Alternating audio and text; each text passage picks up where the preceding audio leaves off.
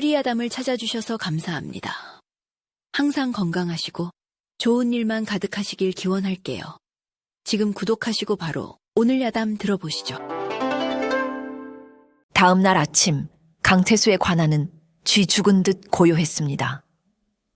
간밤에 백두산을 뒤흔들며 상군을 쫓던 수백 명의 포수와 군사들은 모두 넋이 나간 채 돌아와 말없이 자리에 누워버렸기 때문입니다. 그들의 얼굴에는 극심한 피로와 함께 설명할 수 없는 깊은 공포가 새겨져 있었지요. 그리고 그 참담한 실패의 중심에 태수 강치윤이 있었습니다. 그는 자신의 침상에 미동도 없이 앉아 떨리는 손으로 찻잔 하나를 내려다보고 있었습니다. 어제 그가 고갯길 찻집에서 늙은 할멈에게 받았던 바로 그 찻잔이었습니다.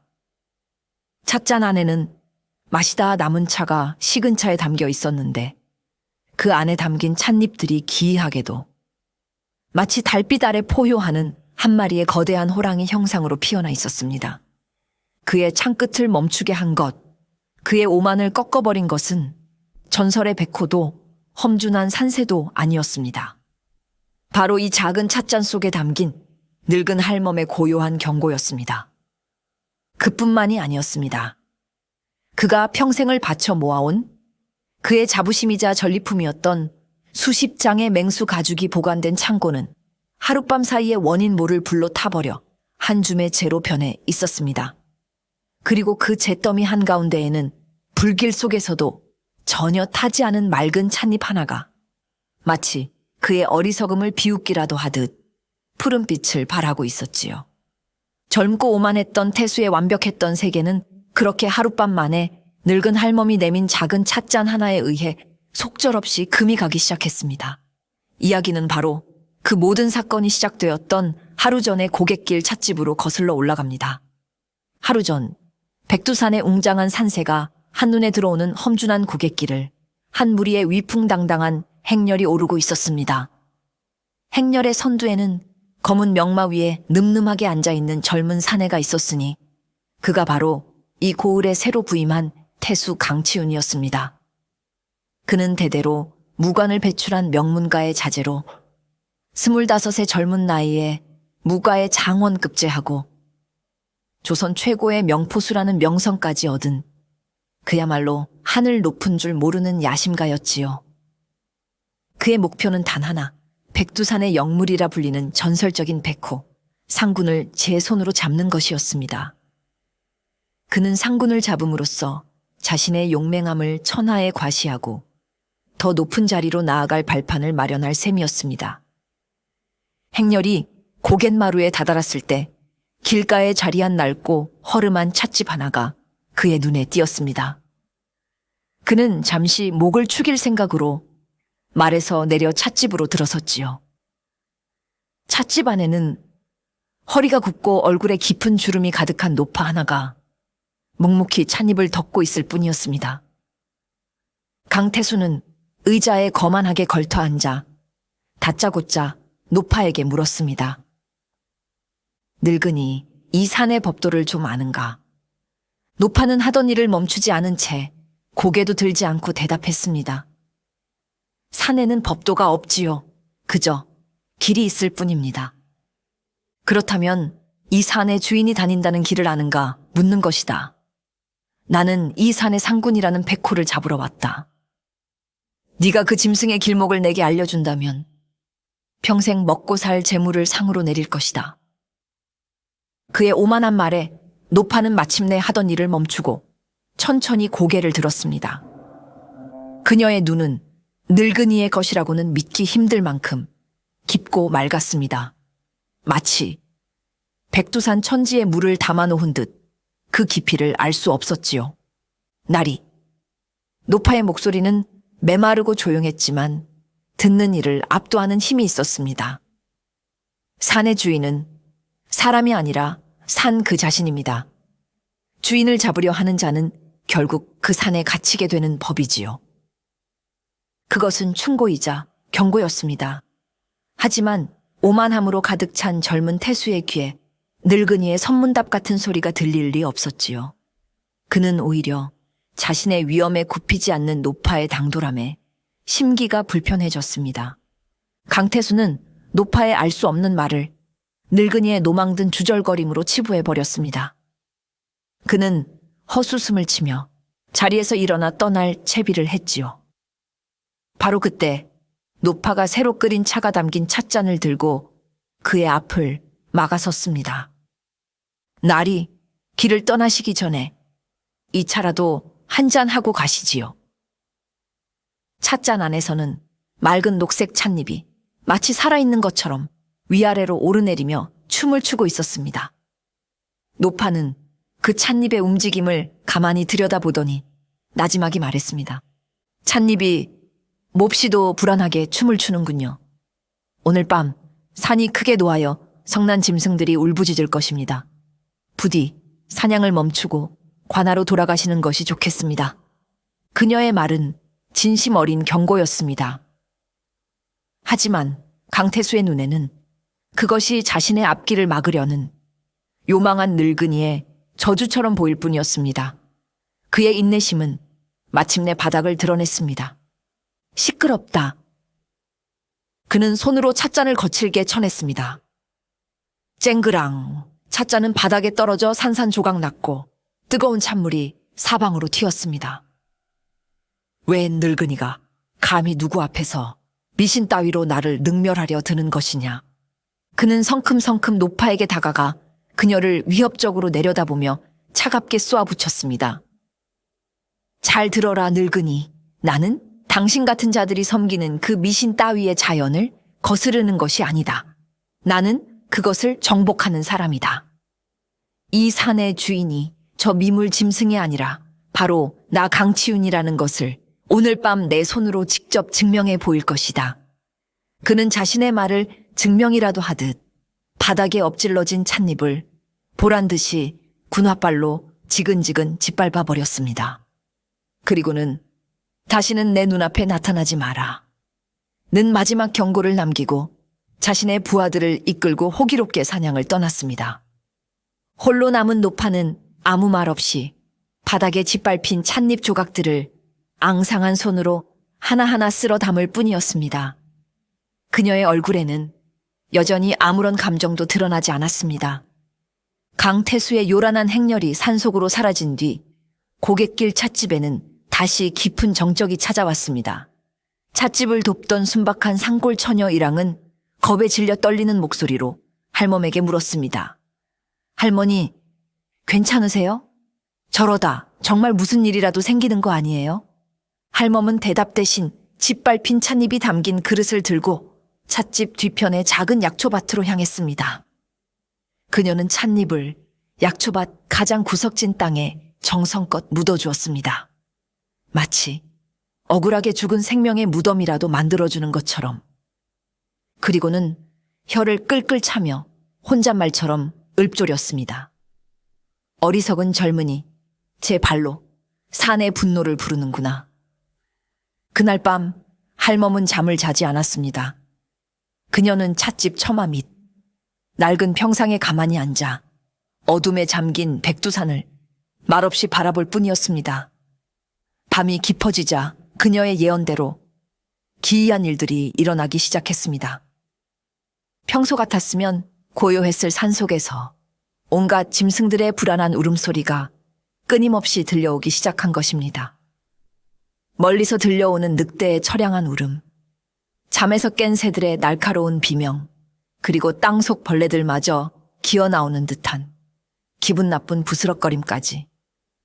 마치 산 전체가 거대한 생명체처럼 다가올 무언가에 대해 두려워하며 몸서리치는 듯 했습니다. 일랑은 그 기괴한 소리에 무서워서 이불을 뒤집어 쓰고 벌벌 떨었지만 할멈의 얼굴에는 오히려 알 수 없는 희미한 미소가 걸려 있었습니다. 그녀는 눈을 감고 바람결에 실려오는 그 모든 소리를 마치 아름다운 음악이라도 듣는 것처럼 음미하고 있었습니다. 오늘 밤은 유난히 짐승들이 구슬피 우는구나. 그녀의 속삭임은 단순한 감상이 아니었습니다. 그것은 자연과 교감하는 자만이 알 수 있는 거대한 변화의 전조를 읽어내는 것이었습니다. 그녀는 알고 있었습니다. 지금 산속에서 그녀가 엎질러버린 찻잔이 어떤 거대한 폭풍을 불러일으키고 있는지를, 그리고 그 폭풍의 한가운데 오만한 젊은 태수가 속수무책으로 휘말리게 될 것이라는 사실을 말입니다. 한편 깊은 산속으로 들어간 강태수와 그의 무리는 밤새도록 백호를 추적했습니다. 그는 조선 최고의 명포수답게 희미한 발자국과 냄새만으로 짐승의 행방을 귀신같이 쫓았지요. 마침내 새벽녘, 그는 달빛이 쏟아지는 깎아지른 절벽 위에서 마침내 그토록 찾아 헤매던 백호와 마주치는 데 성공했습니다. 과연 전설 속의 상군다웠습니다.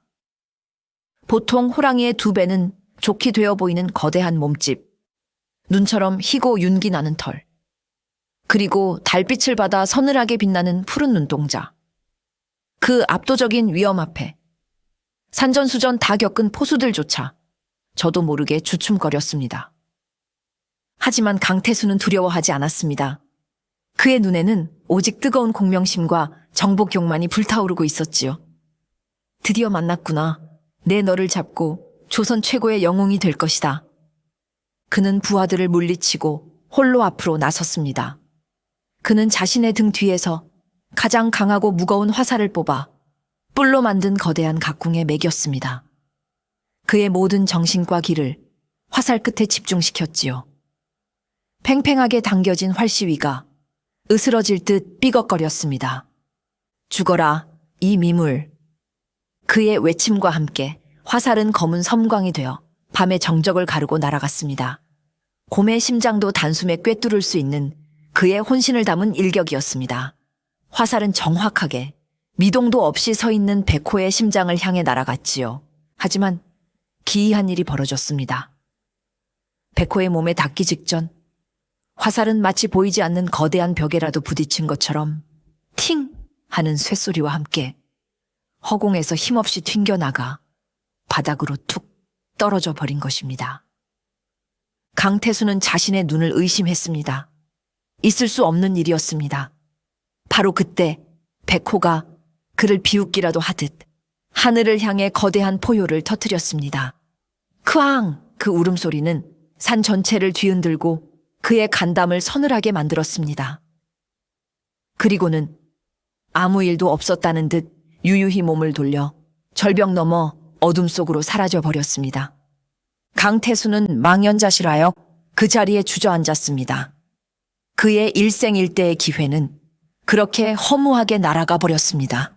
그는 자신의 완벽한 실패를 도저히 이해할 수도 받아들일 수도 없었습니다. 강태수는 날이 밝도록 절벽 위에서 넋이 나간 채 앉아 있었습니다. 그의 자존심은 백호의 그 조롱 섞인 포효 한 번에 산산조각이 나버렸기 때문입니다. 그는 분을 사귀지 못한 채 허탈한 마음으로 관아로 돌아왔습니다. 하지만 그를 기다리고 있던 것은 더욱 기가 막히고 끔찍한 광경이었습니다. 날이 큰일 났습니다. 한 하인이 울상이 되어 그에게 달려와 보고했습니다. 간밤에 나리의 수집품을 보관해 두었던 별채 창고에 원인 모를 불이 나 모든 것이 잿더미로 변해버렸습니다. 강태수는 심장이 멎는 듯 했습니다. 그 창고는 그에게는 목숨보다 더 소중한 그의 자부심의 상징과도 같은 곳이었습니다. 그 안에는 그가 젊은 시절부터 조선 팔도와 심지어는 북방의 오랑캐 땅까지 누비며 목숨을 걸고 사냥한 온갖 희귀하고 값비싼 맹수들의 가죽들이 보관되어 있었기 때문입니다. 만주 벌판의 흑표범 가죽, 백두산의 불곰 가죽, 그리고 그가 언젠가 잡을 백호의 옆에 나란히 걸어둘 작정이었던 거대한 시베리아 호랑이 가죽까지. 그는 미친 사람처럼 창고가 있던 자리로 달려갔습니다. 그곳에는 하인의 말대로 검게 그을린 잿더미와 매캐한 연기만이 남아있을 뿐이었습니다. 그의 평생의 업적이 하룻밤 사이에 한 줌의 재로 변해버린 것입니다. 와! 그는 무릎을 꿇고 절규했습니다. 바로 그때 그의 눈에 잿더미 한가운데서 유일하게 타지 않고 남아있는 푸른빛의 작은 물체 하나가 들어왔습니다. 그는 홀린 듯 다가가 그것을 집어들었습니다. 그것은 바로 어제 그 늙은 할멈의 찻집에서 그가 짓밟았던 바로 그 찻잎이었습니다. 불길 속에서도 조금도 그을리지 않은 채 맑고 푸른 빛을 그대로 간직하고 있었지요. 순간 강태수의 머릿속에 할멈의 그 고요하고 섬뜩했던 눈빛이 악몽처럼 떠올랐습니다. 오늘 밤 산이 크게 노할 것입니다. 찻잎이 몹시도 불안하게 춤을 추는군요. 그는 온몸에 소름이 돋는 것을 느꼈습니다. 이것은 우연이 아니었습니다.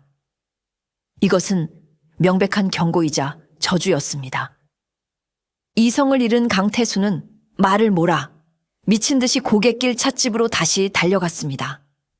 그는 이번에야말로 저 요망한 늙은이의 멱살을 잡고 모든 것을 실토하게 만들 작정이었습니다. 그가 찻집에 도착했을 때 할멈은 어제와 똑같은 모습으로 툇마루에 앉아 묵묵히 찻잎을 덮고 있었습니다. 마치 그가 다시 찾아올 것을 이미 알고 있었다는 듯이. 내년 짓이냐? 강태수는 말에서 내리자마자 찻집으로 뛰어들어가 할멈의 멱살이라도 잡을 기세로 고함을 질렀습니다. 내 창고에 불을 지른 것이 내년의 수작이 아니더냐. 바른 대로 고하지 못할까. 하지만 할멈은 그의 불같은 분노 앞에서도 조금의 미동도 없이 태연한 표정으로 그를 올려다볼 뿐이었습니다. 그리고는 어제와 똑같이 새로 끓인 맑은 차가 담긴 찻잔을 그에게 내밀었습니다. 나리, 우선 진정하시고 이 차나 한 잔 드시지요. 이따위 차를 내가 또 마실 것 같으냐. 강태수는 찻잔을 손으로 쳐내려 했습니다. 마시지 않으셔도 좋습니다. 할멈의 목소리는 여전히 고요했습니다. 다만 이 찻잔 속을 한번 들여다보시지요. 강태수는 의심스러운 눈으로 찻잔 안을 내려다보았습니다. 찻잔 안에는 맑은 찬물 속에서 찻잎 하나가 마치 살아있는 생물처럼 기이한 춤을 추고 있었습니다. 그 찻잎은 서서히 포효하는 한 마리의 거대한 호랑이의 형상으로 변해가고 있었습니다. 이것은 강태수가 놀라 뒷걸음질 치자 할멈이 나지막이 말했습니다. 태수 나리의 마음속에는 잡으려는 호랑이가 너무나도 많습니다. 산의 호랑이, 명예라는 호랑이, 그리고 정보교기라는 호랑이까지. 그 욕심을 내려놓지 않으시면 언젠가는 나리께서 그 호랑이들에게 잡아먹히게 될 것입니다. 그녀의 말은 단순한 충고가 아니었습니다. 그것은 모든 것을 꿰뚫어 보는 자의 서늘한 예언이었습니다. 할멈의 신비롭고도 섬뜩한 경고는 오히려 강태수의 마지막 남은 이성의 끈을 완전히 끊어버리는 결과를 낳았습니다. 그는 할멈의 말을 자신의 실패를 조롱하고 자신을 저주하는 요망한 요물의 수작으로밖에 받아들일 수 없었습니다. 내 인연, 내년이 감히 요술로 나를 능멸하려 드는구나. 그의 눈에는 이제 광기가 서려 있었습니다. 그는 더 이상 할멈과 말을 섞지 않았습니다. 그는 말을 돌려 관아로 돌아갔습니다. 그리고 상상을 초월하는 끔찍하고도 무모한 명령을 내렸습니다. 관아의 모든 포수와 군사들을 남김없이 소집하라. 또한 고을의 모든 장정들을 강제로 징집하여 사냥에 동원할 것이다. 그의 명령에 부하들이 어리둥절해하자 그는 지도를 펼쳐 백두산 전체를 손으로 가리키며 미친 사람처럼 외쳤습니다. 오늘부터 이 산 전체를 완벽하게 포위한다. 쥐새끼 한 마리 빠져나가지 못하도록 거대한 그물망을 칠 것이다. 그리고 저 고갯길의 늙은 요물과 그년과 한패인 미물짐승을 내 눈앞에 산채로 끌고 오너라. 만약 저항한다면 이 산 전체를 불태워서라도 반드시 잡아들일 것이다. 그것은 사냥이 아니었습니다. 그것은 자신의 오만의 상처를 입힌 모든 것에 대한 광기 어린 화풀이이자 전쟁 선포였습니다. 그는 자신의 자존심을 지키기 위해 고을 전체를 위험에 빠뜨리고 심지어는 신성한 산을 불태우는 것마저 서슴지 않으려 한 것입니다. 그의 무모한 명령에 고을은 순식간에 공포와 혼란에 휩싸였습니다. 장정들은 억지로 군사들에게 끌려가 손에 창칼을 쥐어야 했고 그들의 가족들은 남편과 아들이 무사히 돌아오기만을 눈물로 기도해야 했습니다.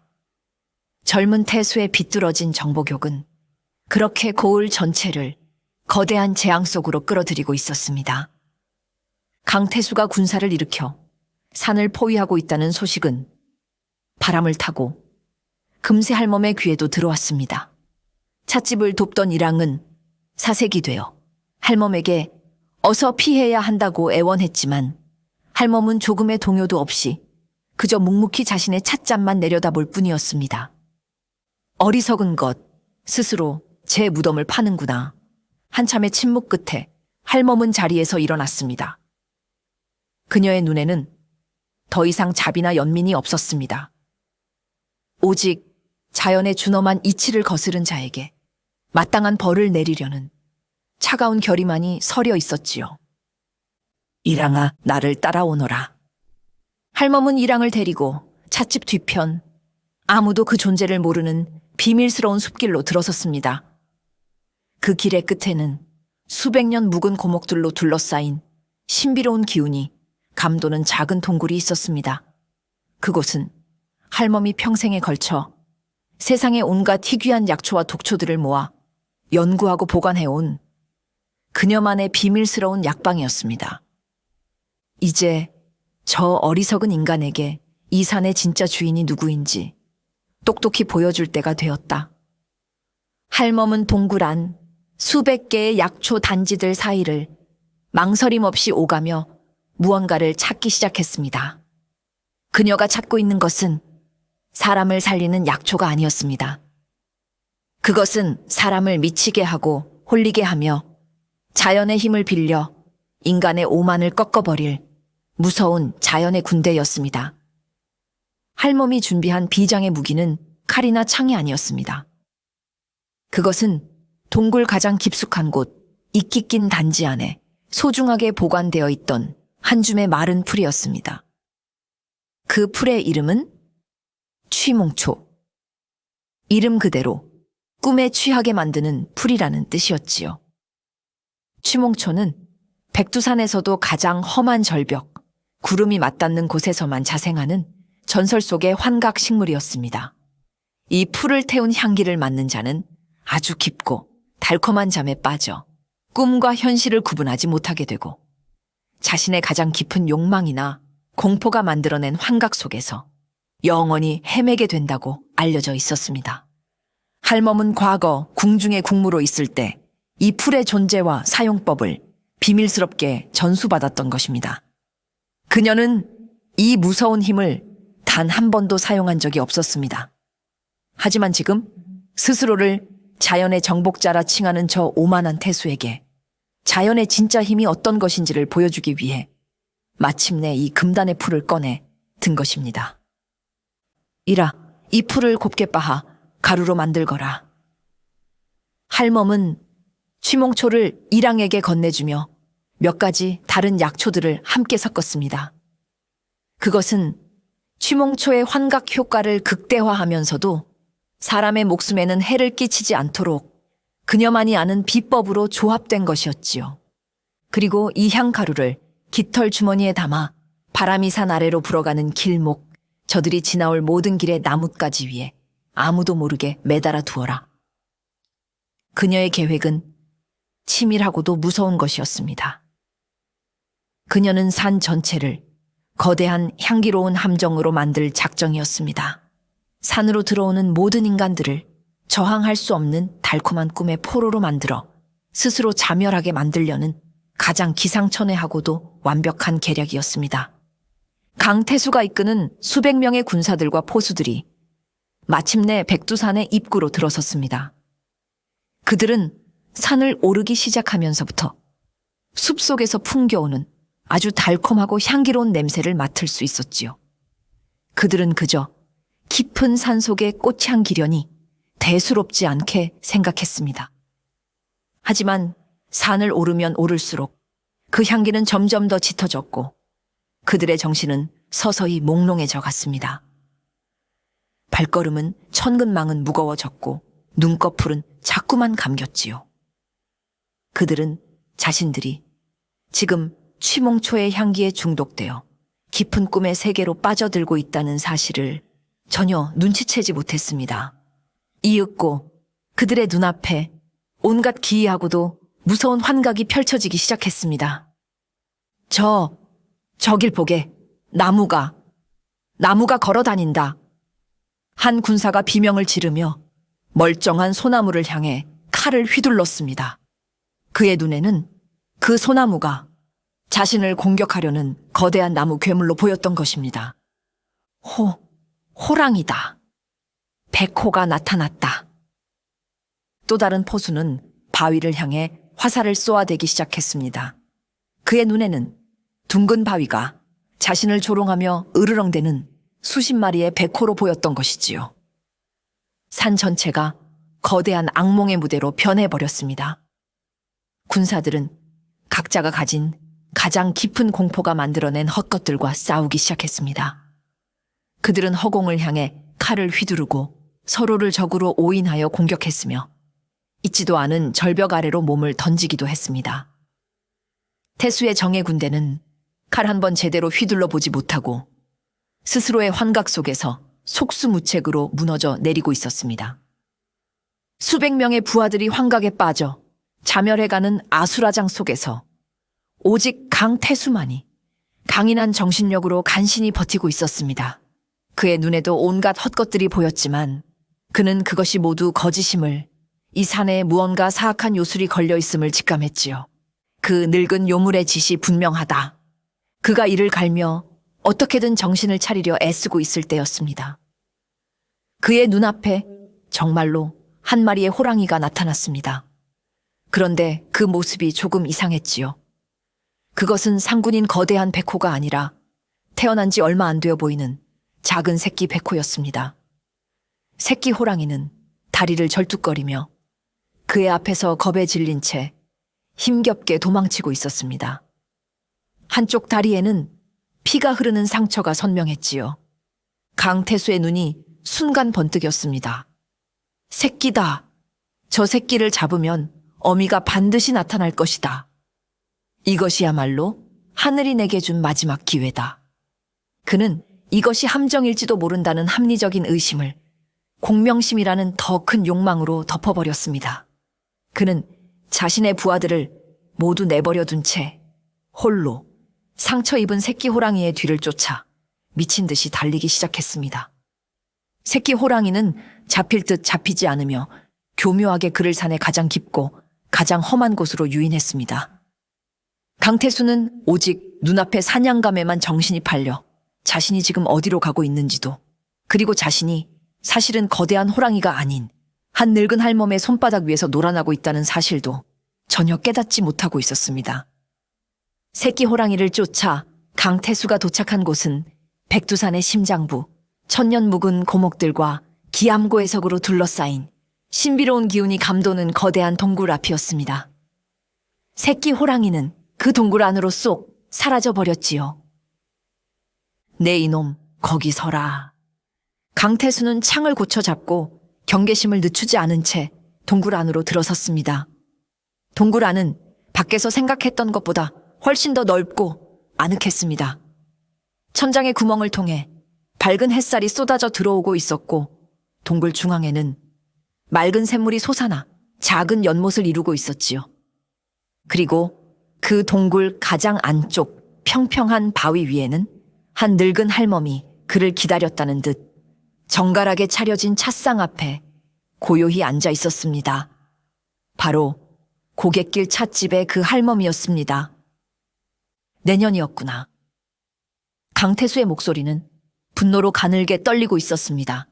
할멈은 대답 대신 턱짓으로 동굴의 한쪽 구석을 가리켰습니다. 그곳에는 거대한 어미 백호가 방금 전 강태수가 쫓아왔던 새끼 호랑이를 비롯한 여러 마리의 새끼들을 품에 안고 평화롭게 잠들어 있었습니다. 새끼 호랑이의 다리에는 상처 하나 없이 깨끗했지요. 모든 것이 그를 유인하기 위한 완벽한 연극이었던 것입니다. 어서 오시오, 태수나리. 할멈이 처음으로 입을 열었습니다. 나리가 오실 줄 알고 귀한 차를 준비해 두었소. 내 인연이 감히 요망한 술법으로 나를 능멸하고 나의 군사들을 해쳤단 말이냐. 강태수는 분노에 차 손에 든 창을 고쳐 잡고 할멈의 목을 향해 겨누었습니다. 하지만 할멈은 조금의 두려움도 없이 그저 차분한 눈으로 그를 올려다볼 뿐이었습니다. 나리. 그녀의 목소리는 맑은 샘물 소리처럼 고요하게 동굴 안에 울려 퍼졌습니다. 저는 아무도 해치지 않았습니다. 그저 저들이 꾸는 달콤한 꿈을 조금 도와주었을 뿐이지요. 저들을 해친 것은 저 자신이 아니라 저들 마음속의 공포와 욕망이었을 뿐입니다. 그녀는 잠들어 있는 백호 가족을 가리키며 말을 이었습니다. 보시오, 태수나리. 저 짐승들은 배가 부르면 결코 다른 생명을 탐하지 않소. 짝을 지을 때가 아니면 암컷을 두고 다투지도 않지요. 그것이 바로 자연의 법도입니다. 그녀의 시선이 다시 날카롭게 강태수를 향했습니다. 하오나, 인간은 어떻습니까? 배가 불러도 더 가지기 위해 빼앗고 명예와 재미를 위해 무고한 생명을 함부로 해치지 않소. 나리, 감히 묻겠습니다. 지금 이 자리에서 과연 누가 진짜 짐승입니까? 할멈의 말은 예리한 칼날이 되어 강태수의 심장을 꿰뚫었습니다. 그는 평생을 인간이 자연의 주인이며 짐승은 인간이 정복해야 할 미물이라고 믿고 살아왔습니다. 하지만 눈앞에 이 평화로운 짐승의 가족과 환각 속에서 서로를 죽이고 있는 자신의 부하들의 모습을 떠올리자 그의 신념이 처음으로 뿌리부터 흔들리기 시작했습니다. 그의 손에 들린 창끝이 자신도 모르게 미세하게 떨리고 있었습니다. 강태수가 혼란에 빠져 있는 사이 할멈은 찻잔에 맑고 향긋한 차를 따라 그에게 내밀었습니다. 나리, 이것이 제가 나리께 드리는 마지막 차요. 그녀의 목소리에는 거역할 수 없는 엄숙한 무게가 실려 있었습니다. 이 차를 마시면 그대는 오늘 밤 있었던 모든 끔찍한 기억과 짐승을 잡으려는 그릇된 욕망을 모두 잊고 새로운 사람으로 다시 태어나게 될 것이요. 그저 사냥에 실패한 평범한 태수로 관에 돌아가게 될 것이란 말이요. 강태수는 그녀의 말을 믿을 수 없다는 듯 찻잔을 노려보았습니다. 만약 마시지 않는다면 할멈의 눈빛이 서늘하게 빛났습니다. 그대는 이 산의 악몽 속에서 영원히 헤매게 될 것이요. 그대의 부하들처럼 헛것에 홀려 미쳐버리거나 굶주린 짐승들의 먹이가 되겠지. 그리고 세상은 그대를 상군에게 잡아먹힌 어리석은 태수로 기억하게 될 것이고, 그것은 선택의 기회이자 마지막 잡이었습니다. 그의 앞에 두 개의 길이 놓인 것입니다. 하나는 자신의 오만과 자존심을 이 찻잔과 함께 마셔버리고 평범한 인간으로 돌아가는 길, 다른 하나는 끝까지 자신의 오만을 지키려다 모든 것을 잃고 미치광이로 죽어가는 길이었습니다. 강태수는 갈등했습니다. 그는 조선 최고의 명포수였습니다. 그의 자부심은 그의 삶 그 자체였습니다. 그런 그가 고작 늙은 할멈 하나와 짐승 한 마리 앞에서 무릎을 꿇고 자신의 모든 것을 부정해야 한단 말인가. 오랜 아주 긴 침묵이 동굴 안을 짓눌렀습니다. 강태수는 자신의 내면에서 오만이라는 거대한 호랑이와 생존이라는 본능이 치열하게 싸우는 것을 느끼고 있었습니다. 그는 할멈의 깊고 고요한 눈을 보았습니다. 그 눈은 자신을 조롱하거나 비웃고 있지 않았습니다. 그 눈에는 그저 자연의 이치처럼 변하지 않는 거대한 순리가 담겨 있을 뿐이었습니다. 그는 깨달았습니다. 자신이 지금 맞서고 있는 것은 한 늙은 노파가 아니라 백두산이라는 거대한 자연, 그 자체라는 것을, 그리고 인간은 결코 자연을 이길 수 없다는 것을. 크하하. 그의 입에서 허탈한 웃음이 터져 나왔습니다. 그는 손에 들고 있던 무거운 창을 쨍그랑 소리를 내며 바닥으로 떨어뜨렸습니다. 그리고는 떨리는 손으로 할멈이 내민 찻잔을 받아들었습니다. 자신의 패배를, 자신의 어리석음을 온전히 인정한 것입니다. 그는 찻잔을 들어 단숨에 들이켰습니다. 차는 쓰지도 달지도 않은 그저 맑은 물맛이었습니다. 찻잔을 내려놓는 순간 그의 온몸을 짓누르던 극심한 피로가 한꺼번에 몰려왔습니다. 그의 눈꺼풀은 청은망은처럼 무거워졌고 그는 그 자리에 깊고 깊은 잠에 빠져들었습니다. 다음 날 아침, 강태수는 관아의 자신의 침상에서 개운한 기분으로 눈을 떴습니다. 간밤에 있었던 모든 일들은 그저 길고 끔찍한 악몽을 꾼 것처럼 희미하게만 느껴졌지요. 그는 자신이 부하들과 함께 대규모 사냥에 나섰다가 짙은 안개 속에서 길을 잃고 며칠을 헤맨 끝에 겨우 관아로 돌아왔다고만 기억했습니다. 하지만 그의 몸과 마음에는 기이한 변화가 일어나 있었습니다. 그는 더 이상 호랑이를 잡고 싶다는 욕망을 조금도 느끼지 못했습니다. 오히려 벽에 걸린 맹수 가죽 박제를 보는 것만으로도 온몸에 소름이 돋고 경기를 일으킬 정도가 되었습니다. 사냥에 대한 모든 기억과 욕망이 간밤의 꿈과 함께 완벽하게 사라져버린 것입니다. 산속에 갇혔던 군사들과 포수들 역시 모두 무사히 관아로 돌아왔습니다. 그들 역시 자신들이 며칠 동안 끔찍한 악몽 속에서 귀신과 호랑이, 떼에게 쫓겨다녔다고 횡설수설할 뿐이었습니다. 그들 중 누구도 다시는 백두산에 오르려 하지 않았습니다. 그렇게 백두산의 대규모 사냥은 아무런 소득도 없이 기이한 괴담만을 남긴 채 허무하게 끝이 났습니다. 그리고 산은 말이 없었습니다. 사냥에 대한 모든 열정을 잃어버린 강태수는 완전히 다른 사람이 되었습니다. 그의 눈에서 야망과 정복욕의 불꽃은 사라지고 그 자리에는 온화하고 차분한 지혜의 빛이 깃들기 시작했지요. 그는 더 이상 칼과 활을 찾지 않았습니다. 대신 농사 기술에 관한 서책들을 밤낮으로 탐독하기 시작했습니다. 그는 자신의 잘못된 판단으로 고을의 장정들을 며칠이나 헛되이 고생시킨 것을 뼈저리게 반성했습니다. 그는 백성들을 불러 모아 자신의 과오를 솔직하게 사과했습니다. 그리고 그들에게 활과 창 대신 새로운 품종의 씨앗과 개량된 농기구를 나누어 주었습니다.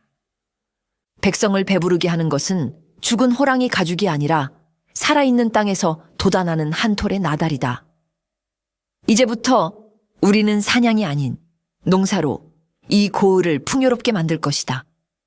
그의 변화에 백성들은 처음에는 어리둥절했지만 이내 그의 진심을 믿고 따르기 시작했습니다. 그는 직접 밭에 나가 백성들과 함께 땀 흘려 일하며 새로운 농사법을 전파했습니다. 그해 가을 고을에는 수십 년 만에 대풍년이 들었고 백성들은 그의 어진 정치를 칭송하며 그를 고을 최고의 목민관으로 우러러보게 되었습니다.